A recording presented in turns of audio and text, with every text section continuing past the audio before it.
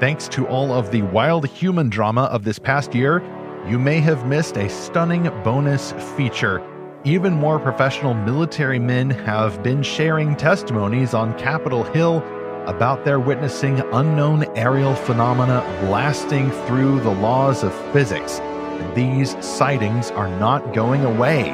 They force us to reckon with some truly potential and frightening scenarios. If aliens really invaded Earth, from where and how would they do it? And how do we discern these invasions and fight back?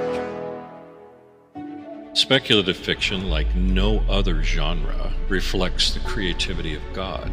If you look at the scriptures, you're going to have to see that God uses imagination more than rational discourse. We are supposed to be image bearers for a vastly creative God. Reading fantastical fiction opened a portal in my imagination for a place other than just a materialistic world. I experienced the gospel story with the mind of someone who loved adventure and loved the idea of light conquering darkness. We're wired for stories that reflect how we see the world in ways that are true. The story is either pointing to Christ or it's pointing to our need for Christ. The Fantastical Truth is in here. This is the Lorehaven podcast, Fantastical Truth, whose mission at lorehaven.com is to help you explore fantastical stories for Christ's glory. I'm me, Stephen Burnett. I publish Lorehaven.com. I also authored a science fiction novel that launched earlier this year about space missionaries from Enclave Publishing called Above the Circle of Earth. And I'm Zackary Russell, and I was absent last week. And this week I have a mechanical apparatus on my body, but it wasn't from an alien invasion. It was just an accident at a baseball game. And this is episode 284. How would any real aliens actually invade Earth? Zach, how do you know there wasn't stolen alien technology from the Roswell ship embedded now in your somewhat kind of sort of bionic leg apparatus? Yes, well, you know, the Velcro on there, I guess, shows that that is a universal technology across the cosmos. So maybe the aliens actually thought of Velcro and we just get to benefit from the technology. What an insult to human beings, by the way. We can do technology. In fact, someday it will be the aliens who recover crashed human spaceships, and then they will have all the conspiracies about how this technology is actually secretly from off-world, and the truth is out there. This episode is part of our Armies of the Aliens series, and it is part of our Monster Month series. So, like to get a little bit spookier just in time for spooky season. Originally, this episode releases in October. But Zach, earlier this year, amongst all of the other political news and wars and rumors of wars, but mostly just straight up honest wars, there was some news on Capitol Hill and elsewhere about all these testimonials, and you have brought a grab bag, trick or treat, of all of this amazing and just slightly frightening goodness for us to enjoy.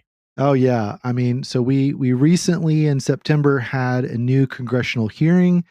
There was also a lot of disclosure drama, as they say, about this hearing because there were people that were supposed to be there or that canceled or that, I don't really know. There's so much political drama with this. It's kind of hard to understand what's actually going on. There seems to be a lot of just drama between the UFO researchers and the disclosure advocates. So that's a whole other minefield of things. But yeah, we last covered this topic a year ago, October 2024, and that was when the news broke of a secret government program called Immaculate Constellation. And so we'll have some updates on that today and what's kind of unfolded since that last episode we did and that last big hearing from October of last year. It's very interesting, Stephen, to see where my own thoughts and feelings about this have sort of been evolving over the last year.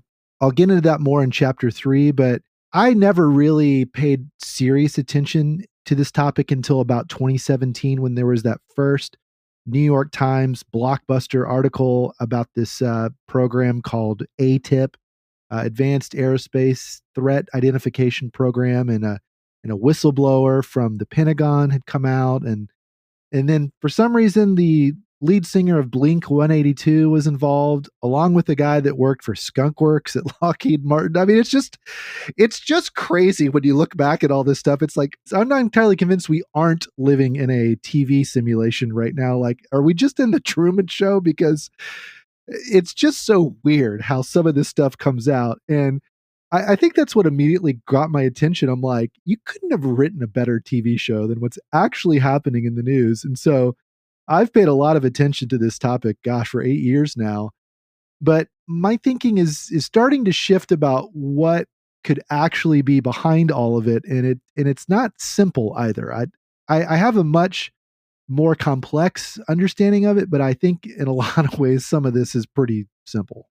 Well, listen through to the end of this episode to learn just exactly which deep state has gotten to Zach, or it may just be some honest evaluation of the trends that we are now seeing. By the way, Zach, the name of that program, Immaculate Constellation. Now, that name itself speaks to the inherent religious nature of these conversations. These are not just about science or military personnel issuing reports.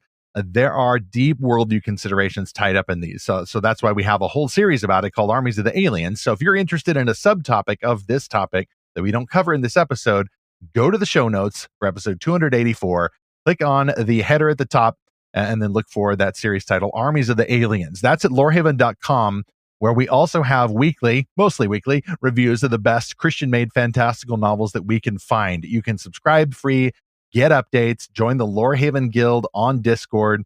This month in October, we're doing a book quest through Frank Peretti's This Present Darkness. So different kind of spiritual beings in that story, a little bit closer to the biblical original, before we do the possible takeoff version that are often tied up with these alien visitations. Speaking of light versus darkness, our top sponsor is Enclave Publishing with a new novel releasing next week. It looks like it's coming out October 21st from Sarah Ella. This is called Glass Across the Sea, book 1 of the Realm of Alumeria series. Noelle Perrault has felt drawn to the tales her glassmaker father told of the 4 firefly artisans since she was a child. But when her mother falls under a curse, Noelle suspects the stories are more than mere fables. Their last hope is for her father to embark on a desperate journey to another realm where he must seek a miracle. Alone but not defenseless, Noelle is forced to navigate battles that rise against her beloved home, while her dearest friend, the prince, vows to help her father. Dante Marin is a prince prepared to bear the crown, but the king offers an ultimatum. Find the fabled firefly vestiges, believed to hold the lamplighter's ancient power, or forfeit the crown. Only then will Dante be considered worthy of his birthright and given the freedom to choose his bride. But how does one hunt down a legend? That's the start of the description for Realm of Alumeria Book 1, Glass Across the Sea, presented by Enclave Escape, the first in a new series by storyteller Sarah Ella. And it is available October 21st, wherever fantastic books are sold. Ask for it at your favorite bookseller or your local library, or order it online at Amazon or enclavepublishingstore.com. It is also available as an audiobook from Oasis Audio. That sounds fantastical indeed. Going a little bit more to the sci-fi side as we open up Chapter 1. Where could aliens invade from? Where do they do this in stories and maybe even in reality? Chapter 1 is called Aliens Ascend from Hell Beneath Us. So, Zach, you have not been to the depths, but you have gone trawling for some of these recent testimonials. What do you bring for us to really spook us out for this spooky season? Wow, yeah. So there are a couple of assumptions I think it's good to sort of make up front, which is that there is something called the deep state. If you've been paying attention to any of the political news, I think that's pretty apparent by now. And by that, it's just simply the permanent bureaucracy of the government, the people that aren't elected, that oftentimes work at odds with who is elected. And there's a gigantic military infrastructure that works with the private sector. That's not controversial at all to say that. And because of that, there is a lot of secrecy. Some would say there's overclassification of things. And so there's simply a lot of things that are hidden from view, that are kept hidden by people whose interest it is to hide them for either national security reasons or for commercial profitability reasons, or any number of reasons. So that's definitely a thing that exists. Now, it's a little murky, though, to talk about this. And that's why I think it's good that we're calling this, aliens ascending from hell beneath us, because this can truly be a dark topic when you look into it. And by that, I mean, it's really hard to know what's going on, and it's very easy to fill in the blanks with your own imagination, which is why this topic fascinates me so much. It's given rise to so many stories that we'll talk about a little bit in this chapter, but it's really hard to verify or falsify a lot of things that are being said.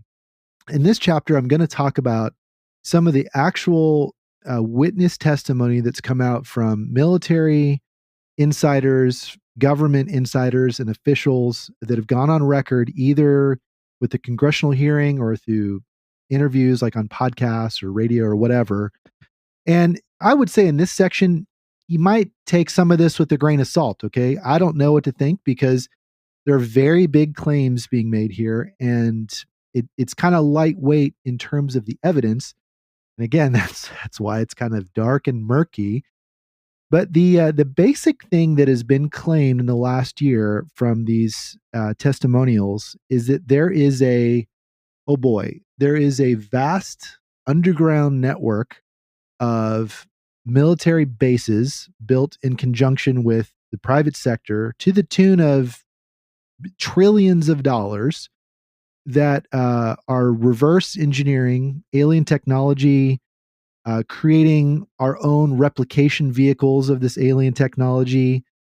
People apparently have seen it with their own eyes, and they've come forward to testify about that. People have found the paper trail of where the money has gone. People have identified the defense contractors involved, and so this is all out there. So who am I talking about? Okay, so I'm talking about former Assistant Secretary of HUD, that's Housing and Urban Development, Catherine Austin Fitts. She went on the Tucker Carlson podcast this April to talk about this whole network of 170 underground bases, not just in the U.S., but across the world. She followed on to claims from a whistleblower from decades ago named Phil Schneider, who said that there's this breakaway civilization that's sort of this mishmash of the Pentagon and the defense contractors that's creating this sort of like doomsday end of the world bunker system, if you will. But they're also doing things with alien technology, and that's this Green Beret whistleblower, Randy Anderson, who said he visited one of these bases about a decade ago, but he recently came out and said this. Phil Schneider, I will mention, was shot, and then apparently he survived, and then he was later shot and killed, if I have that story correctly. But he's on video describing in great detail these bases, and again, you can find those and say what you want. But the this whole Immaculate Constellation program was apparently established in 2018 after this ATIP program was put into the news by the New York Times from the whistleblower Luis Elizondo. And Matthew Brown has now come out as saying, I am the person who found this document and leaked it to the journalist who brought it before Congress last October. And now he's gone public on this is the Weaponized podcast with George Knapp and Jeremy Corbell. There's a lot of characters here. There's a lot of opinions about these characters. But, this whole story that's unfolding, it's very similar to what we've seen in the 90s with the X-Files, or more recently in the 2010s with Stranger Things, or like Michael Heiser, Christian author and recently deceased, faithful believer, explored through his books, The Facade. It's this idea that there is some kind of non-human intelligence, but there's also a much bigger network of human intelligence trying to either solve this problem or shape opinion about what's going on, and essentially just building up our own technological acumen, if you will. Fascinating. First, I must sing the song Secret Tunnel, Secret Tunnel through the mountain. That's mandatory. Secondly, just did a quick check on that. There have been no photos, no evidence, nothing other than paperwork and testimonials. And frankly, even when a bureaucrat in such a seemingly high position as the the Assistant Secretary of Housing and Urban Development, even when someone like that makes a claim, I frankly wonder what the angle is. $21 trillion is a lot of money, even if this is going back to the 1990s, so about 30 years ago. However, it wouldn't surprise me if there were doomsday bunkers being put in place, if for no other reason than the threat of global thermonuclear war, which is legit terrifying, even if it's just humans with really, really big missiles with really terrible poisonous ingredients in them, making really terrible, giant, devastating explosions.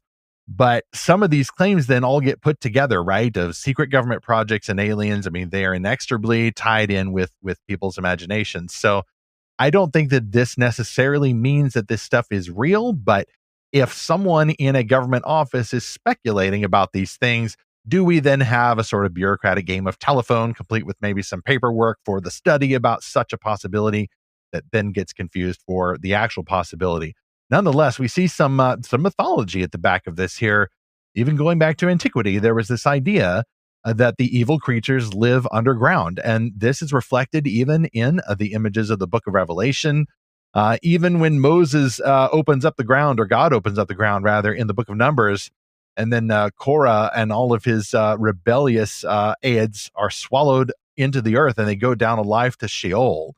It's a symbol of judgment. Now, did they go down and it's just lava down there and they thought that the prison of the dead was down there? Or did God actually have some supernatural arrangements interfacing within the physical constraints of his created planet Earth?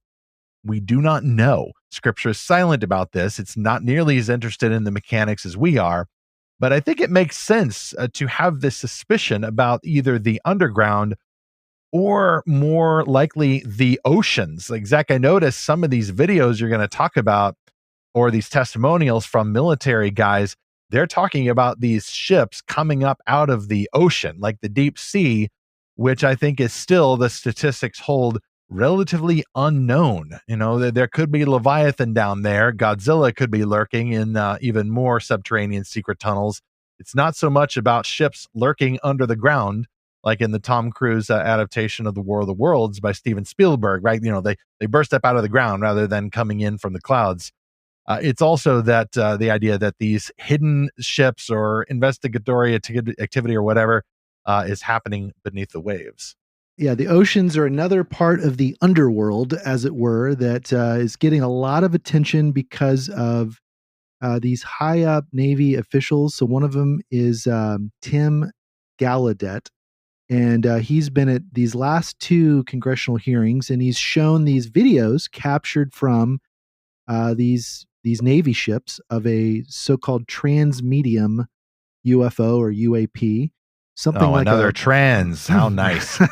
Oh, there we go. Yeah. So it's some kind of large sphere or oval that comes out of the water, goes back in, doesn't seem to have any wings or propellers or jets or anything like that. Awesome. And synthetic gravity is real, you guys. Yep, right. And so there's some very odd video of this, and this was taken by the USS Omaha, and I think there's been some other ships that have witnessed this and recorded this. So this is the one thing, the one visual evidence, I say, for this chapter that you can find and look at. But yes, there's very much this idea that there are hidden aliens underground or under the ocean. There's the whole TV show, The Secret of Skinwalker Ranch, where you've got my favorite character of all reality TV, Dr. Travis Taylor, just a Southern guy from Georgia who has the signature line, "It's in the Mesa." And so they're drilling and they're digging into this odd geographic feature on this ranch in the middle of nowhere, Utah, because they think that's where there's hidden alien technology because of all these sightings over the ranch and all this weird activity. But yet the ocean story is fascinating to me because we know so little about the ocean.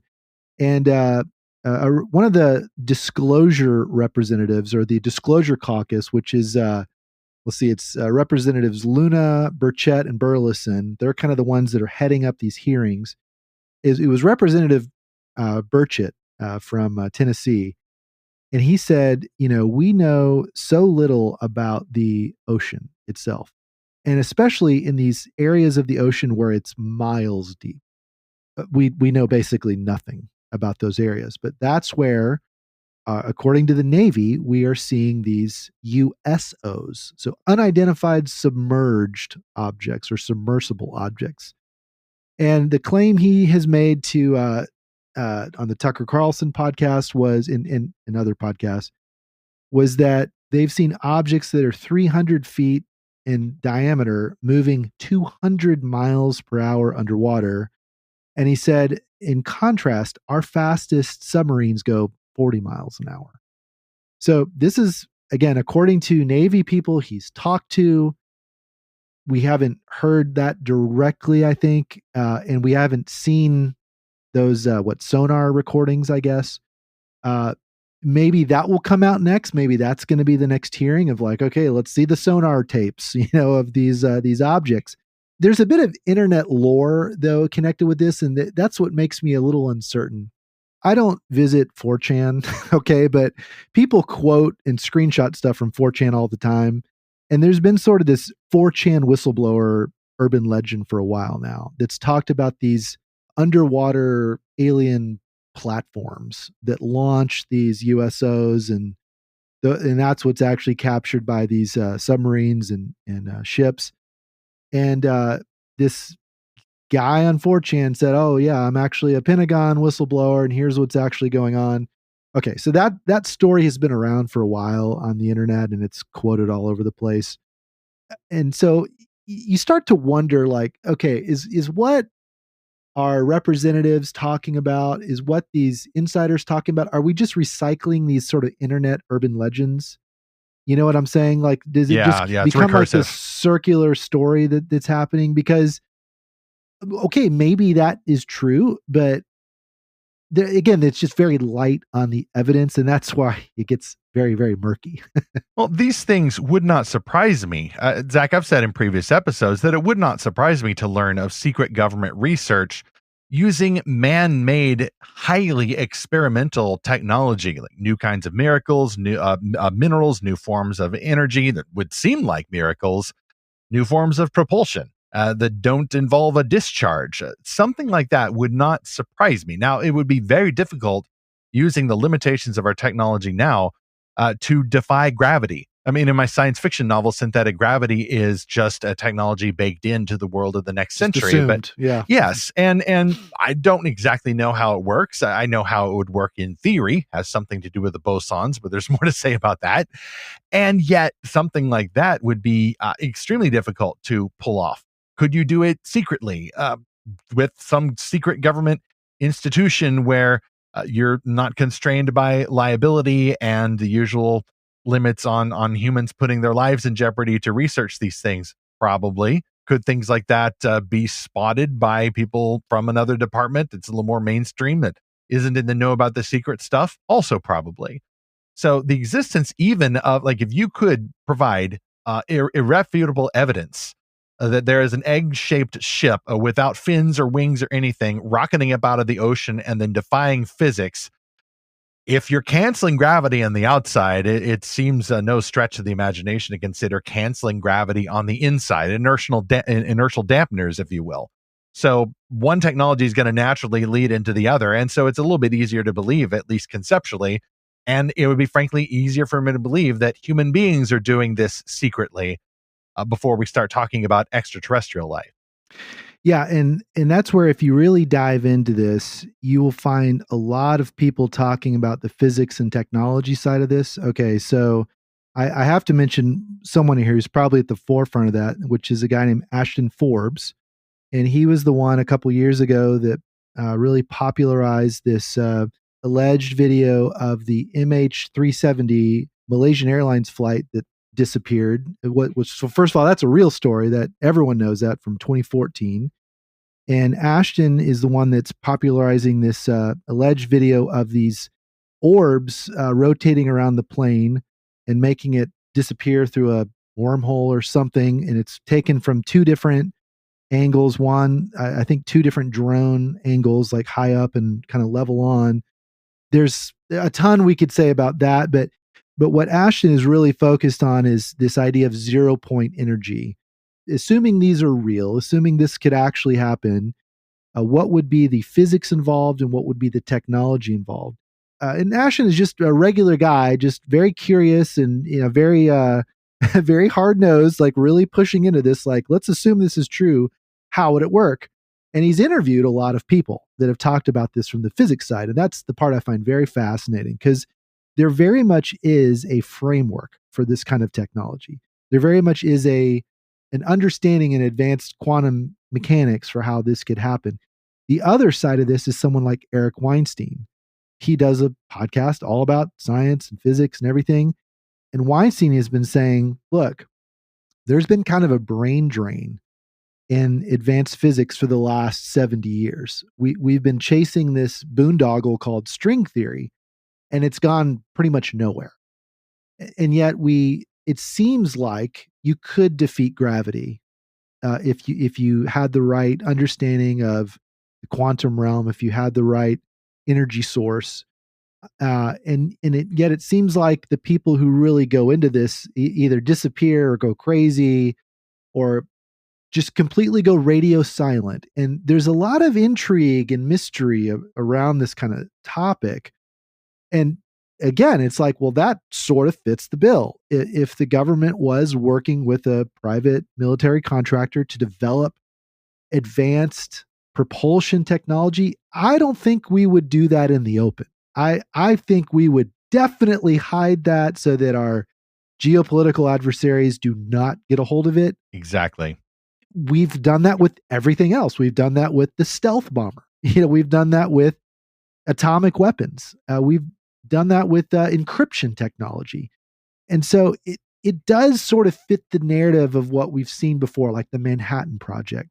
And that's where, okay, people say, well, why haven't we seen all that? Well, that's what these whistleblowers are alleging. Like, hey, we actually are working on this stuff. Here's the money trail, and here's the location, and here's the companies involved, and here's the physicists involved. And there's a couple of those names that keep showing up, like Hal Puthoff. There's a lot of weird stuff that comes with this. There's very weird CIA programs that deal with psychic remote viewing. And so I don't know. Again, that's why it's just like Stranger Things, where yeah, there's this weird upside down world, but with monsters, but there's also a lot of psychic powers. And you start to wonder, like, what in this is the actual thing happening and what is the narrative happening? So what is nuts and bolts and what is spiritual? And that's what I'm going to talk about more later. But that's where I just love to go back to all my favorite shows that deal with this. So I love The Abyss that came out in the late 80s from James Cameron. Discovering, spoiler alert, but discovering this vast alien civilization underwater in the Marinara Trench. Marinaris? I don't know how to say that word. Or the Michael Crichton, I hadn't read the book, but the movie Sphere, where they discover this crashed alien ship at the bottom of the ocean that's been there for hundreds of years. And spoiler alert, skip this if you want. It's actually a human ship from hundreds of years in the future that's come back in time. But then there's this weird alien technology involved as well. And my kids, we all got it as a family. We watched the show The Deep. I think that was on Amazon Prime.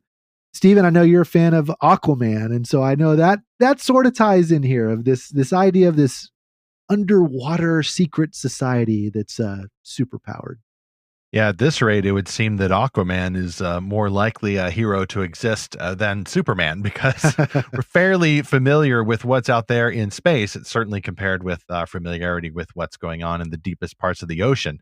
Zach, I noticed that in this chapter, there was a startling lack of aliens. It's much more about possible experimental, futuristic next wave of technology. And I think you're right that the same air of secrecy would surround such a project, regardless of whether they're back engineering spaceships that landed in Roswell or some such. Why shouldn't this all be human skullduggery happening, because whoever develops a means to neutralize or control or defy gravity technologically would solve a lot of problems and create a lot of other problems. There goes all of our research and technology into chemical rocket engines, for example, even reusable ones like SpaceX and some of these other companies are pioneering. There goes oil. There goes all kinds of other technologies, electric vehicles, everything. And especially when you pair this with the idea of eventually getting extremely affordable cold nuclear fusion engines someday in the future, then not only do we cancel out a lot of issues on planet Earth, but also open up space exploration. There goes all of the reliability on controversial nations for rare earth mineral mining and all of that. Just go to an asteroid and pick some up. Yeah, this was one of my favorite movies from the 90s you just described, Chain Reaction, with Keanu Reeves and Morgan Freeman. In fact, I just watched this not too long ago with Naomi, and it's this idea of this graduate student kind of not quite accidentally, but accidentally figuring or solving cold fusion and sort of this idea of separating water into hydrogen and oxygen and having free energy and clean energy until the oil industry tries to murder everyone and blow it all up, right? Well, this one, it could be the oil or the solar industry, yeah, because right, exactly. it's going to be a scourge on all of these different energy ideas. Yeah. And so again, that's where you have to wonder, like, is the alien narrative the way to throw off everyone from the scent of how humans are actually conspiracy? It was humans all along. Conspiracy. Right? Yeah. Well, that's why I'm more comfortable in this space, because yes, there are risks with getting in too deep and hyper focusing on government conspiracies and getting blackpilled and all this. Like, it's especially risky for a Christian who needs to be comfortable with the idea that, yes, there are going to be secrets, but God is the one who knows all the secrets, and he will reveal what he needs to when he needs to reveal it. It may be interesting to get into some of these on occasion, but don't hyper focus your life on it. You need to be focusing on other things. Well, we'll talk about other ways that aliens can invade, actual aliens, not just secret military technology in Chapter 2. We have, however, first our second sponsor, J.A. Webb, author of the Seekers series. Speaking of science fiction scenarios, it's the year 2158 and the world didn't end. It was enslaved.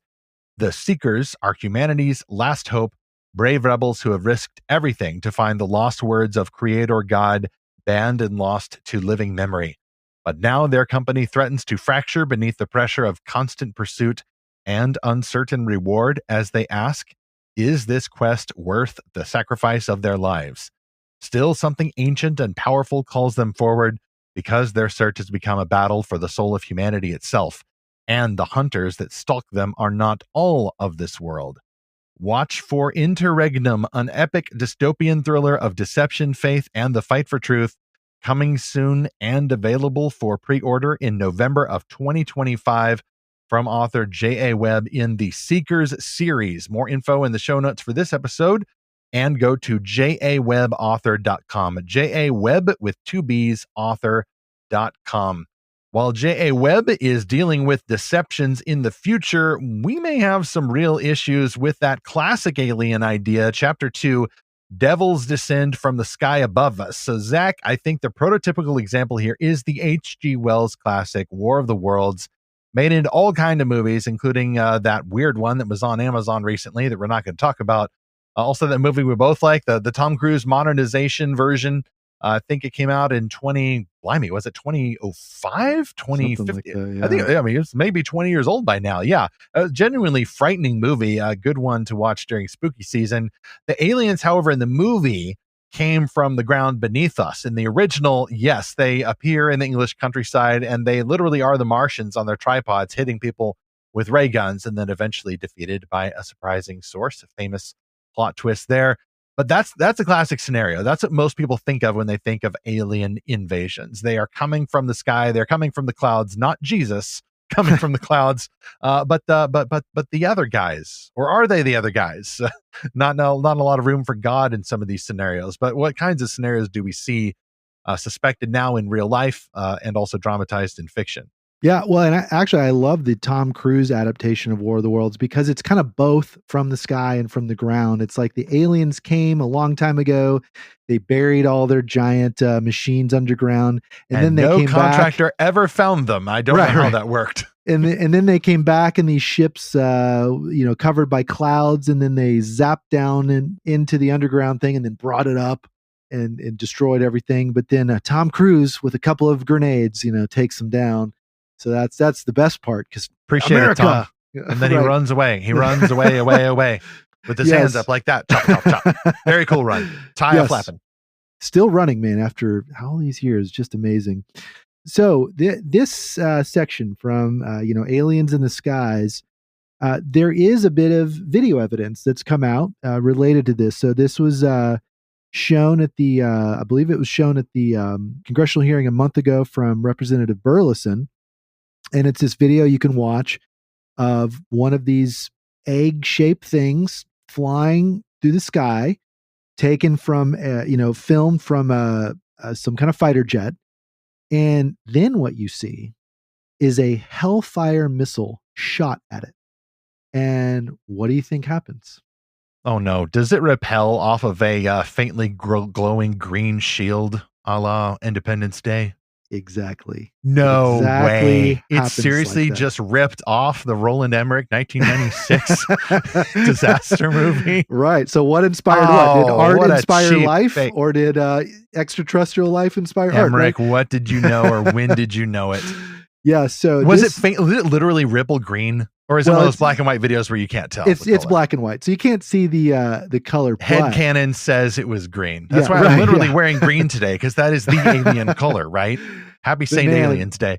But this video, I encourage everyone to watch it and tell me what you think, because it is... Sure, right before bedtime, too. Yeah, right. It is chilling to watch, because what you see is this egg thing flying through the air, and then about at a right angle, this missile come in, and just as it gets close to the egg, it swerves around it. So think of the missile swerves around the missile. See, when I was a kid, they were discs. Okay, where did these eggs come from? They're changing shapes here, shape-shifting aliens. Okay, and on that note, Representative Luna has said that there are something like 50 different shapes now that the military has captured of these things. So the egg is just one of these. But you see the missile literally like deflect around it. So think of, if you've seen photos of like a black hole, right? And there's like that event horizon and things kind of get warped around it. That was the effect I was thinking of. Yeah. Okay. It's So it's possibly this, warping space-time. Yes. Okay. And then the missile keeps going. And now the weird thing is the egg object does kind of get knocked off course. And then there's this, and then it's unclear what it is, but there is this sort of debris around it that's kind of floating around, but the egg is still intact. And so there's a lot of debate about this. Like, was it just a balloon? And then the missile somehow didn't explode on it. Was it damaged, or was it the missile that was damaged? And it's unknown. Now the other thing about this is there's also a story behind this video. Burleson said it was essentially a dead drop from someone in the Pentagon. He has no idea where it came from, who captured it, who leaked it.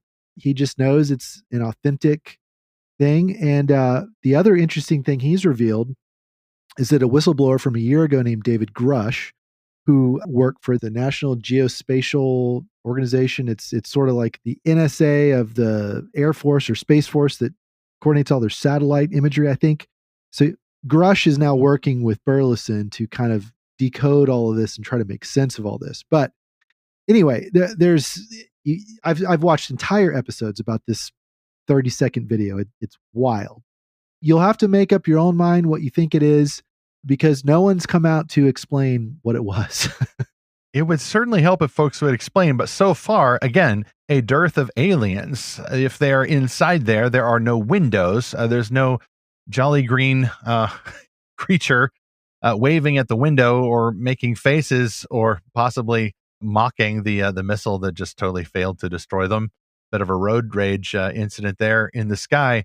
It's all just technology now.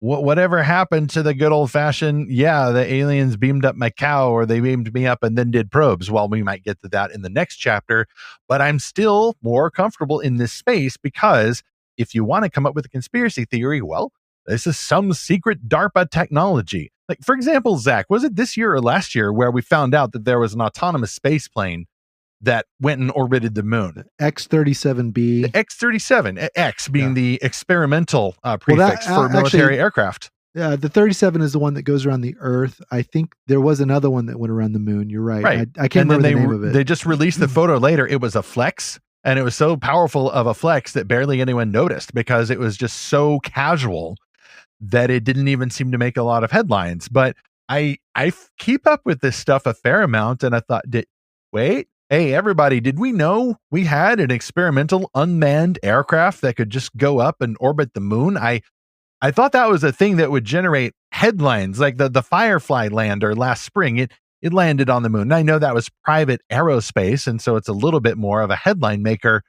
But for a surveillance aircraft to get up that high and then just kind of flex by sending a photo back, it was certainly a military flex for certain. That is still just one of those maybe open secrets that, of course, the government has this secret technology. Now, I think it took off and landed the old-fashioned way. It doesn't have synthetic gravity generators on board, but it's still kind of startlingly unstartling.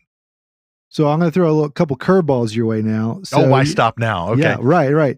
So you mentioned earlier, why shouldn't all this be human technology? So that's where someone like Richard Dolan enters the chat. So Richard Dolan is a UFO researcher, historian, author, podcaster, speaker, going back a few decades now, and a very careful, methodical guy that really dives into all these accounts going back to the 1940s even. And so his thesis is some of this could be human technology, but it's simply been around for too long for that to make sense. And actually, he goes back into historical sightings from the 1900s, the 1800s, and you see these very similar patterns of these aerospace objects. Again, I'm going to share more of my theory about that in chapter 3. So then you start to wonder, okay, when we cracked the atom in the 40s, did we crack something else closely after that?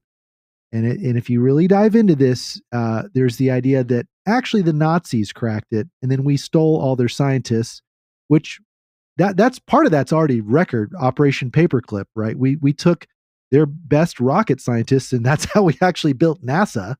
Werner von Braun being the chief among them. So we already know that this has happened. There is a lot of stories and speculation that German scientists were also developing anti-gravitic technology. So does that explain what we see with these orbs that showed up during some of the nuclear tests in New Mexico, as alleged by Richard Dolan and others?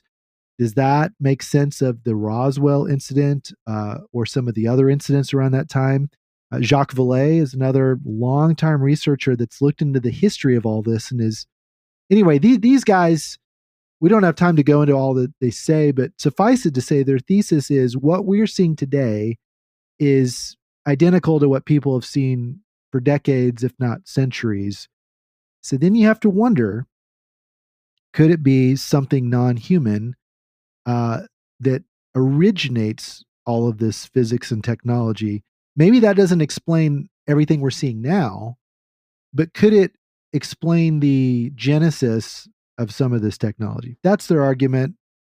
I'm not really sure what to think, because again, you go back a few decades, you don't really have much evidence other than testimony. You don't have a lot of photos and almost no videos, and you certainly don't have like infrared recordings. And we don't have any of this stuff, as I've always said, we don't have any of this stuff in a museum where you can go look at it and touch it, even like at the Udvar Hazy Museum in the Smithsonian in DC, where you can see classic airplanes and space vehicles and, one of the space shuttles, I think. So, for all the people that think the entire space program is a hoax, like, no, you can actually go see all the stuff that was shot into space and then we brought it back. But some of these, the Roswell stuff, well, not much in the way of tangible evidence to really for everyone to kind of look at and like peer review study. But nonetheless, that's the claim that this stuff has been around much longer than our engineering base would have been able to produce. Zach, I think that's one point that I've made, even going back to our earliest start of this series within a series on this podcast, is that one need not even, as a Christian or someone interested in what Scripture might say about this subject, one need not even go straight for biblical teaching or the hints and marginalia about demons and angels and the spiritual veil. Start with a biblical anthropology, or else you may feel even more lost in this stuff. And by anthropology, I mean study of human beings. How do humans tick? How do they imagine? How do mythologies overlap with histories and vice versa? And in this case, and I may go into this more in chapter 3 as we draw to a close, but it is enough for me to note that early science fiction, even going back to the John Carter stories by Edgar Rice Burroughs, and the legends of canals on Mars, Canali, and all of that, it's all tied together with the desert motif, right? The desert planet and these early theories about Mars, and H.G. Wells' aliens came from Mars, and Mars has had a significant influence. And with it, by the way, the martial motifs tied in with the planet going back to the time of the Greeks. I mean, they're the ones who put it there. Mars, Ares, same thing. Romans co-opted the mythology, and with that, this idea of war associated with the red planet, red blood. It's all put together. So all of this then is inherited by human beings. These memories or even these memes passed along, and then once the military testing and all of this, by the way, also associated with war, begins. Okay, you bring this all in, and then, oh, by the way, where is the military testing taking place? It's out in the desert, in mysterious places, behind fences, men with guns who won't let you see what's going on. And then what else is historically going on out in the American desert? Spiritualism, mysticism, Native American beliefs, and plus that, just the mysterious, haunting feeling of being in the desert. Zach, I even remember just touching down in a plane in Reno. I don't think I'd ever been to Nevada before, and I hadn't been that far west. That was for the Realmakers Conference in 2017, and Reno is fairly civilized, but even then, I was catching the vibe because you could look out and see the desert-ishness and the wildness and just this little oasis of human civilization in the middle of it. And instantly I realized, this is what, imagine living out here. You may get kind of used to it, but there's an aura to the American desert. And when you bring that all in with military testing and technology and secrets and martial motifs and metaphors and the haunting of us by these classic science fiction stories, it's all one brew of human imagination. Why shouldn't we have then legends about alien technology being reverse engineered and all of that, and these creatures who might drop from the heavens on their spaceships that we cannot fathom? Yeah, I definitely have some more thoughts about that for chapter 3. And I went to Sedona, Arizona about a year ago, and very much a hot spot for a lot of new age psychic stuff for a lot of reasons. Very weird. I think demons are active in places like that because people want them to be. They invite them. Yeah.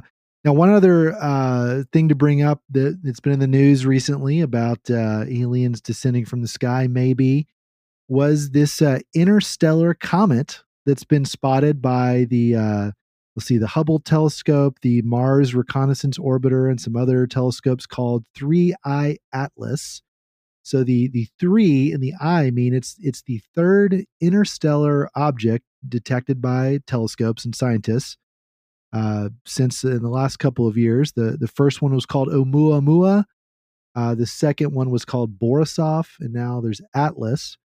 Now, most people argue that this is just a regular old comet that's come from some other star system, which do exist. And of course, you start to get into debates about the age of the universe very quickly when you talk about interstellar comets, because you think about the distances and the time it would have taken to get here. And there's all kinds of ways we could try to resolve that. But it is definitely not from our solar system, they've determined. It's going to make a pretty close approach to the inner solar system. I think it's already flown by Mars, or it's going to fly by Mars as we record this. And they're trying to get, I think, the James Webb to take a picture of it. Now, I've already seen the AI generated posts about this on Facebook, Facebook is a side note, is almost entirely AI generated reels now. That's almost all I see on there. Oh, it's not for me. Interesting. Yeah, I don't know why I see all this train stuff, that algorithm. Yeah, exactly. I mean, some of it I enjoy. I think it's funny. But there is one astronomer named Dr. Avi Loeb from Harvard, and he likes to push the envelope and be a little adversarial, controversial, disagreeable. And he's like, hey, what if this was actually an alien ship? What would we expect to find if that was the case? And does anything we're observing fit that hypothesis? And sure enough, there are some strange metals released in this outgassing cloud. That's according to an article on Futurism. Avi has said that it's coming into the solar system in a very peculiar angle. The movement is very odd. It could be massive. And I don't mean massive like the size of a planet or something, but something like the size of Manhattan, I think was the estimate they're giving.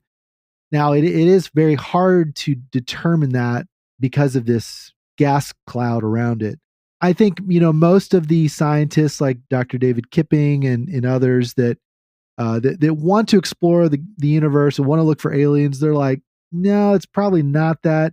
Podcasters I really enjoy, like John Michael Gaudier, who is very open to the alien hypothesis. He's like, it's probably not that. So Dr. Loeb is kind of standing alone here, but he's a curious guy. He likes to push the envelope.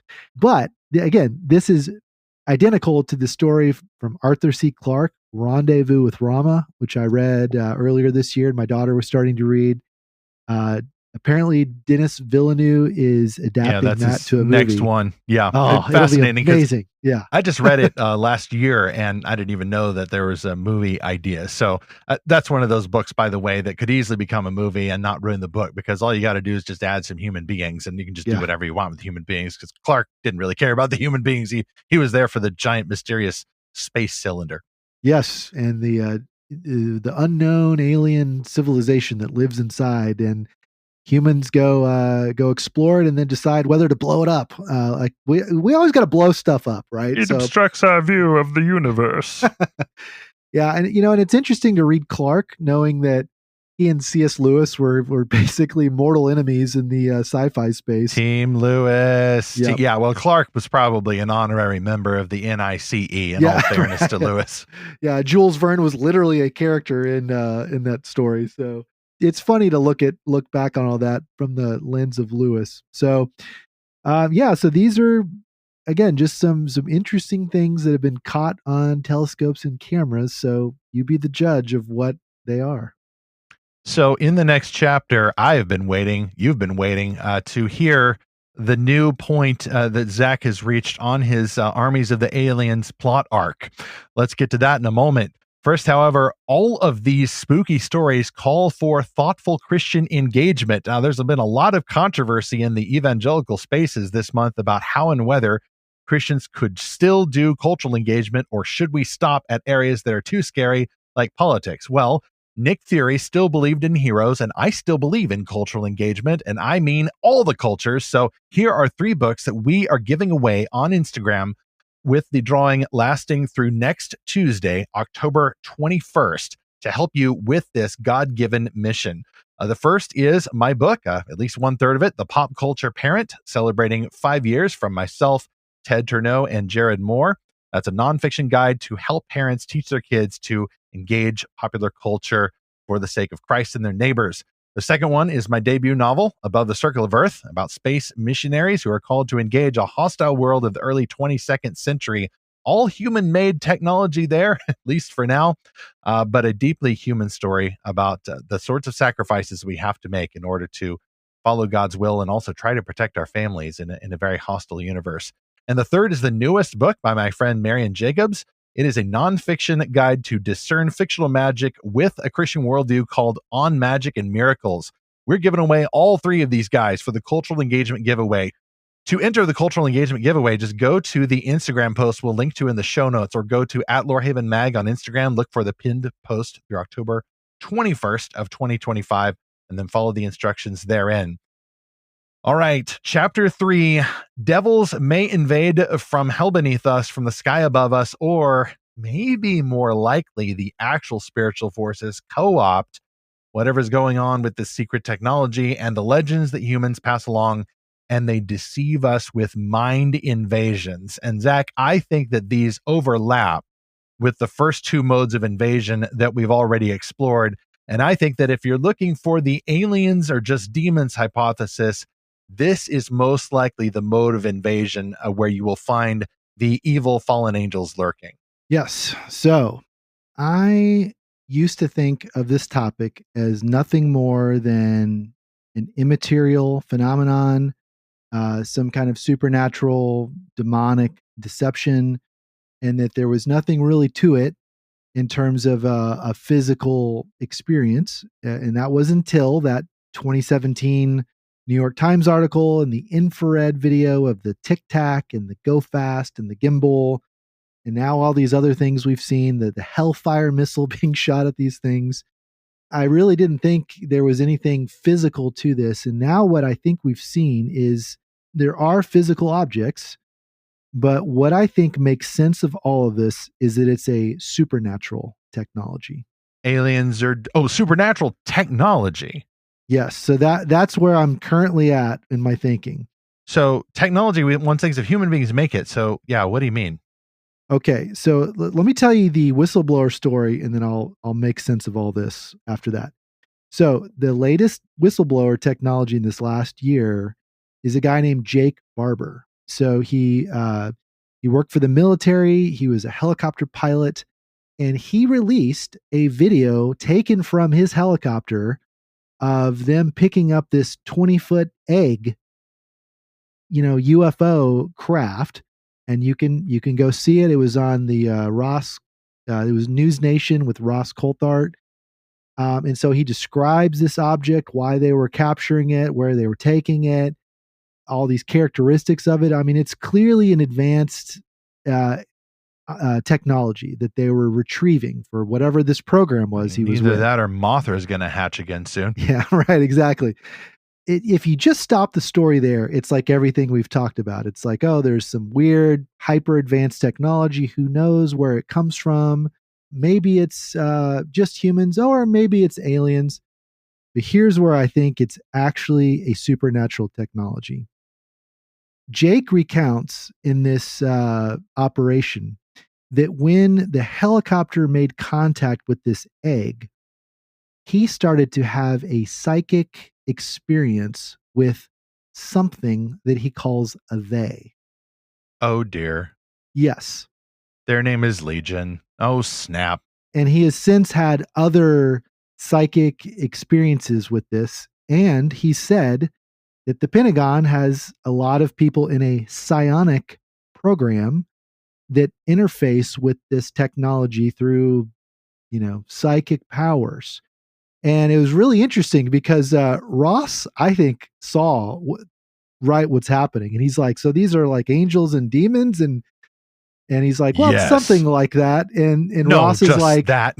yeah. And Ross is like, so are these friendly? And or is there anything malevolent? He's like, no, I think they're all friendly. And it's actually very feminine and it's very empowering. And it's okay. So demons are woke. Lovely.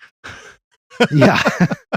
Yes. Now, I want to make a side note here, right? And I try to say this as respectfully as I can, but there could very well be in some of these testimonies, there could be something like schizophrenia happening. Okay. And I'm saying that is not in a judgmental way, but it's also a rough job, and there are certain traumas and stresses that will press at the human mind and trigger conditions like that. And, that's why we say God bless our soldiers and etc., because they're under a lot of pressure, and they're also vulnerable to certain spiritual attacks, I'm sure, not just from within. Yes. And, already in this last year, we saw another supposed military whistleblower talk about anti-gravitic technology, but then he tragically took his life in a very public way. I don't really want to go into that story a whole lot, but when I looked into it, it was pretty clear that there was a severe mental illness happening and treatment happening, and that unfortunately did not save his life. So look, I think that could very much be a part of some of this. There was a anyway, there was another physicist who tragically died, and it very well could be the same thing. That's kind of my disclaimer, but look, this video is real. Like this object, this egg, is a real thing that this helicopter picked up. Why did he have that experience when he retrieved it? I tend to think it is a real technological object, but of supernatural origin. So here's my biblical case for all this. When the chariot of fire appears to Elijah, what does it do? It scoops him up and takes him directly into heaven. That is the ultimate transmedium UAP. It is a strange physics-defying object that appears out of nowhere, that does not use traditional propulsion. It has a physical component to it because it is able to wrap around a physical human, and then it is able to transverse into a different dimension.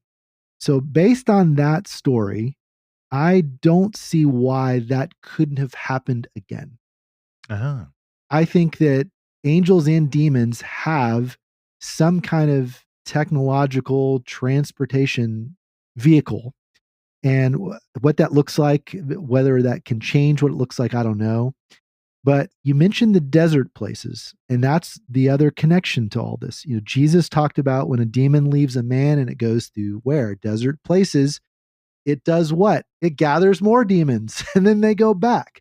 Meaning the demons are living in those wild, yes, uncivilized places. And when you look into a lot of these stories, a lot of these encounters happen in wildernesses, oceans, deserts. There are some that happen in cities and whatnot. A lot of these encounters are away from civilization. And I think there's something about that I don't think, like, because everyone's like, why don't these UFOs appear over New York City like in the movies? If my theory is correct, it's because they're not extraterrestrials who are just trying to hide themselves. It's because there's something about civilization that keeps the demonic realm like under wraps a little bit, or it keeps it less obvious. And when you go to these extra civilizational areas, they somehow have freer reign, I guess. And again, I think that pattern holds up if you look at the Bible. The really interesting thing about this theory is that this is also what secular researchers like Jacques Vallée have proposed, that there is a real technology, but there's a non-human, non-physical intelligence behind it that, by the way, acts exactly like the demonic realm acts towards us, and yet they are intentionally allowing this technology to be captured, studied, and used in ways that are maybe not great for humanity. You look back and what was the Tower of Babel all about? And why did God disrupt those plans? Where did the idea for the Tower of Babel come from? You go back to the very beginning. Like, what was the first temptation? You know, for Adam and Eve to sort of take on this knowledge that didn't belong to them. You know, I'm still developing this idea, okay, but I think that a supernatural technology makes the most sense of everything put together, because if all of this was just a human or even alien technology and it was all just nuts and bolts stuff, it doesn't account for all these weird psychic experiences that people like Jake Barber and others have. But also, if it was just mental illness, schizophrenia, that also does not account for all the regular average people that have very weird encounters with this. And I want to go back to talk about Skinwalker Ranch. So in that show and in the books I've read about it, they all mention something called the hitchhiker effect, which I kind of like, I don't really want to talk about a lot, but it goes with spooky season. And the hitchhiker effect is essentially that people who visit Skinwalker Ranch and investigate this stuff, they start to have really crazy nightmares. And these are like not religious people, not mentally unwell people, very cut and dry, very scientific people. They have very, very spooky encounters. And not only do they have those encounters, when they go home, their family members have these nightmares and encounters. So, okay, there is something non-physical happening with this potentially physical phenomenon. So how do you put that together? I think that a demonic technology is what makes the most sense of all of this. So we may have just broken some ground here. I've not heard of this idea before, kind of a fusion of the idea of, yes, it's secret technology, and yes, aliens are just demons. I think that we just set up the next episode for this, and I think we probably need to get to it sooner than next October. But this is at once kind of scary, but kind of assuring for a few reasons, and I will probably need to flesh this out in the next episode, but a few thoughts bouncing off of this. First, you mentioned that a lot of these experiences, the dark visions that seem to be contagious even to family members, seem to be recurring among the non-religious or scientific minds. Now, that to a Christian who's been coaxed bit by bit into materialism may seem rather frightening, or kind of like you just would dismiss that idea. But for anyone who has read G.K. Chesterton's Orthodoxy and followed his argument about how sometimes the most hyper-rational scientific minds are the most predisposed into going mad, this makes perfect sense. And I've made this argument in previous episodes that it is no great persuasion to me that 5-star General XYZ saw something and experienced this, and here's what he thinks it is. If I were the devil, or if it's just leaving Satan out of it and it's just human beings on their natural course, if I'm in that high-pressure job, fancying myself quite the materialist with no place or limited place for religion, then I'm the most vulnerable to this stuff. And if demons are going to put someone on their hit list, I think they would go after someone like that, who's the most likely to be very confused and unsettled by that kind of night terror type experience or some kind of psychic feedback or whatever. That's exactly where I would go. My second thought there is particularly about the idea of, well, angel or aliens or demons. Now, I always assumed that when people were seeing an alien sighting that's just a demon, I assumed that this is a demonic projection, taking the form of whatever someone expects. And the old days, they used to tell stories about the dark fae in the forest who would kidnap your children. Okay, if I'm a demon who's seeing weakness in a human that I want to unsettle with a direct interference in the physical world, I'm going to appear like a hobgoblin. I'm going to appear like Bigfoot. I'm going to appear like some sort of dark fae creature. Well, now the legends have changed a little bit. So if I'm a demon and I'm keeping up with pop culture, because, demons engage pop culture too, then I'm going to appear as an alien or a spaceship or a gray being with big eyes or something like that who's going to abduct and probe you. I'm shape-shifting to meet the legends that are of the moment. Now, what you're saying, Zach, is that maybe this is some sort of actual supernatural technology. And I want to push back on that at first, because if you're talking about the chariots of fire, well, those aren't demons, those are angels. And surely that is some sort of, like not necessarily the low budget sci-fi solution of, oh, we appear just like human beings to save on budget. I mean, because your feeble minds could not comprehend our actual form. Well, angels might be doing a version of that, but demons have less abilities or different abilities than angels. They are fallen angels. They've been cast down to earth. I don't think they're beaming back and forth between here and hell, by the way. I think they're kind of bound here to wreak their havoc underneath their demonic prince, Lucifer. But demons might not have that ability that angels have to appear in certain ways. Angels certainly appear more often in the New Testament. You don't actually see any demons. You just see what they do. And so when angels appear, they will appear with weapons of the time, swords. They'll appear in vehicles of the time, a chariot. If an angel made an appearance now, would they be driving a tank? I mean, what exactly is going to be the vehicle or the weapons that they wield? We don't know that demons have the same ability. In fact, in scripture, we never see them appearing using objects of the time. They're just influencing people and wreaking havoc and possessing the insane folks, again, like you said, Zach, out in the wilderness. And that final point is what you said. I think is a really great point about why demons tend to like wild places. I think it actually goes to something that Tim Keller was really good at talking about, and that is the inherent goodness of the city, of civilization. Now, oddly enough, as some people have rightly been critiquing, Keller seemed to have some difficulty articulating that when it comes to something else that's necessary for cities and civilizations, politics. Keller was a little squeamish about that, and so some other people are squeamish. But the main point there is that cities are something that God has human beings doing. You know, the New Jerusalem is a city. The Old Jerusalem was a city. A city is a sign of civilization. It interfaces with a garden. And in either case, going back to Genesis 1-2, God calls Adam and Eve to tend the garden. That goes back to the cultural mandate. We're supposed to make stuff using God's stuff. We're supposed to bring order to a world that is good, but that needs that little human touch because we are representing the image of God. We are his regents. So it makes sense theologically and in terms of the legends why demons would not work so overtly in cities. They're not going to appear in a giant spaceship looming over the earth. They are sneaky little devils, literally. And so how do they invade cities? It is with mind invasions, ideological, not just psychic experiences and night terrors, but wicked worldviews, Marxism, sexualityism, identityism, all kinds of other isms. He will get into the cities that way. It's the most and worst underground invasion, and it's kind of hidden in plain sight. And so that, I think, is probably the scariest invasion scenario of them all. Yeah, and that's exactly how they influence to a large degree. I think that's mainly how they work. My whole theory about this being a supernatural technology, it definitely hinges on a few assumptions and kind of inferences I'm making.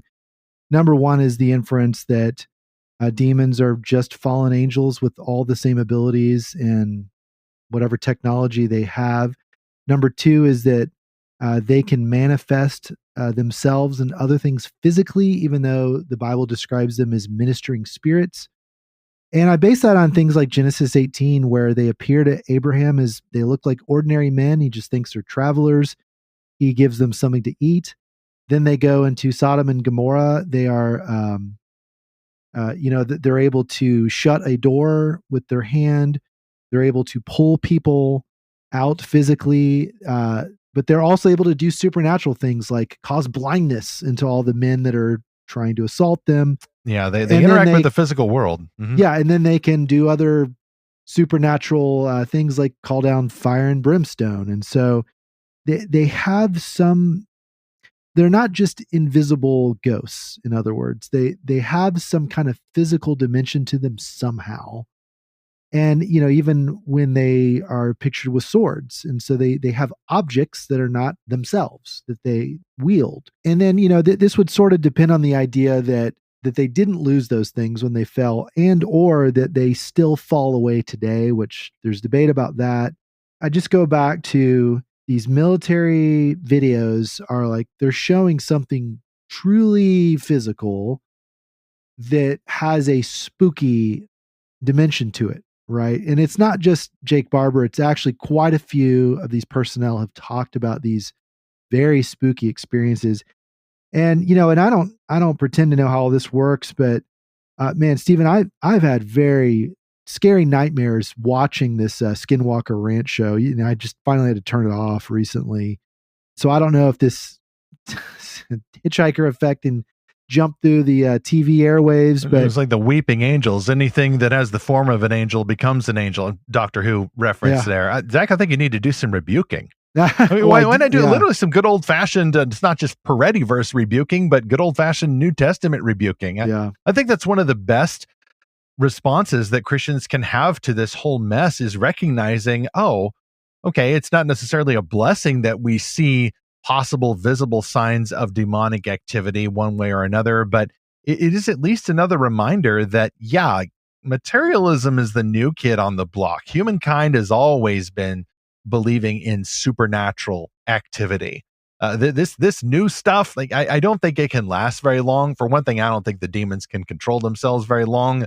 I actually, Zach, do you remember the part in the Screw Tape Letters where Screw Tape tells Wormwood, our policy right now is not to do the whole out and proud, slamming doors and haunting places and things. Lewis says our policy right now is concealment. And I thought, well, there's a little bit of wisdom in that, but it's also very limited because at the very time Lewis is writing that, I can probably think of 11 different countries where the demonic policy was not concealment. It was get out there and spook the place using the witch doctor or whatever. It's going to vary based on where you are. So no, I don't think we're in a final stage of demonic secret activity. I think every once in a while they will just, manifest an egg or, Zach, by this theory, we got to close, but are there demons in lab coats in their dark lab? Are there demon mad scientists, or are we thinking maybe a little too literally about this? Or are they just influencing matter at the spiritual level? Or it just gets a little weird. And again, this is high speculation, folks. Scripture is silent on this, but we're not forbidden from asking the questions. We just, it's about the human battle for the soul first and foremost, but demons are real. And so we've got to try to figure them out. I mean, if you really look into like the Men in Black type stories, it's not, Will Smith and whoever, that it's very creepy, almost like non-human people that show up in these, very weird clothes. And there very much could be some non-human actors in the mix with all this. But the reason I think that this is what's happening is because I think materialism is sort of ran out of gas in terms of the primary way that the demonic realm is trying to corrupt mankind. And I think they've started to switch gears, and they've certainly hollowed out society so much. A large part of society, they've hollowed it out of religious beliefs, religious practices, religious worldview. And yet people are inescapably religious. And so what I think has happened is that they've intentionally tried to clear out religion so that they can introduce their own religion. Because again, there's a whole dark corner of this UFO world that it could be a whole episode. There's a whole corner that's like, we need to get in touch with these things. We need to take drugs. We need to meditate. We need to channel. We need to summon them. And then it becomes this whole mythology that they create of like, this is the true nature of the universe and human history, and everything you've thought was a lie, and here's what reality actually is. And it's very much a religion that's being pushed on, sort of on the edges of all this stuff. But I look at this like, you have to respect it, right? It's a kind of genius plot. Respect the hustle. Yeah. Yep. To again give a technological religion to people. So it's not just simply the Fae. Let's go avoid the Fae or talk to the Fae. It's not just, witchcraft and stuff. It's a technological witchcraft. I think it's the natural successor to materialism.